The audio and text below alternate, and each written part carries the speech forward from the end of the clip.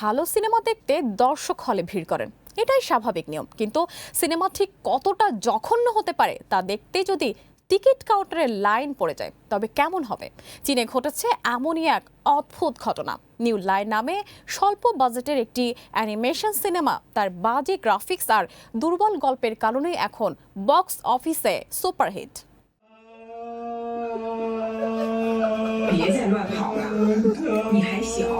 অবিন্যস্ত গল্প, দুর্বল অ্যানিমেশন আর নিম্নমানের গ্রাফিক্স সব মিলিয়ে চীনের স্বল্প বাজেটের অ্যানিমেশন সিনেমা নিউ লাইন মুক্তির পর ব্যর্থ হওয়ারই কথা ছিল, কিন্তু ঘটেছে ঠিক উল্টো। সিনেমা কতটা জঘন্য তা দেখতেই হলে দর্শকের উপচে পড়া ভিড়। এরপর তো সস্তা অ্যানিমেশন আর জঘন্য গ্রাফিক্সের মাস্টারপিস এখন চীনের নিউ লাইন।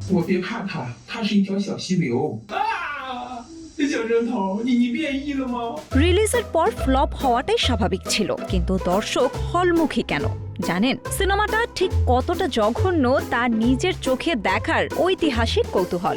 সোশ্যাল মিডিয়ায় পচানি শুরু হতেই পাল্টে গেল খেলা। প্রথম 10 দিনে মাত্র ৭,৭০৫ ইউয়ান আয় করা এই গরুর সিনেমা দেখতে দর্শকরা এখন হলে গুতগুতি করছেন। ফলস্বরূপ আয় ছড়িয়ে গেছে ১,১৪,০০,০০০ ইউয়ান।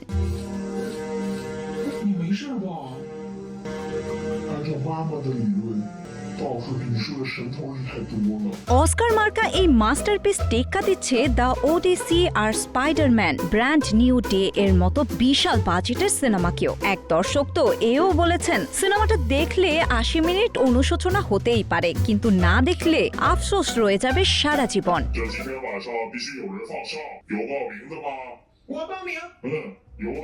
ট্রলের পাশাপাশি যুক্ত হয়েছে অর্থনীতির জটিল থিওরি। চাইনিজ ভাষায় নিউ মানে সার, আর এই নিউ দিয়েই বোঝানো হয়েছে চাঙ্গা শেয়ার বাজার। মন্দার বাজারে গরুর পেছনে টাকা ঢেলে দর্শকরা যেন শেয়ার বাজার চাঙ্গা করার অবচেতন সান্ত্বনা খুঁজছেন।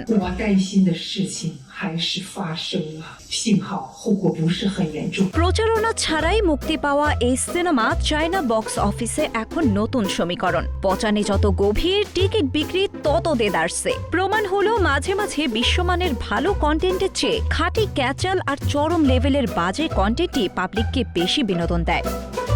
শিলা ইসলাম, গ্রিন টিভি।